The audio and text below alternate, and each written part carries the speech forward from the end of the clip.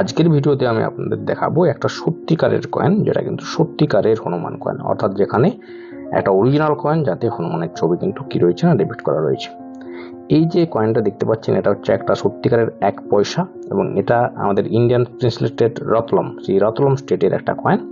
এই রতলম স্টেটটা বর্তমানে মধ্যপ্রদেশে অবস্থিত এবং এই যে কয়েনটা এটা হচ্ছে 1 পয়সার কয়েন এবং রাজা রঞ্জিত সিং এর আমলে এই কয়েনগুলো বেরিয়েছিল এবং তাদের যে ক্যালেন্ডার সিস্টেম ছিল সে অনুযায়ী সেটা হচ্ছে 1947। আসলে আমাদের যদি ইংরাজি বছরের সাথে এটাকে তুলনা করে তাহলে এর যে সাল সেটা দাঁড়াবে 1890। অর্থাৎ 1890 সালে এরকম একটা কয়েন কিন্তু সত্যিকারেই রতলম স্টেট থেকে ইস্যু করা হয়েছিল, যার মূল্য ছিল 1 পয়সা।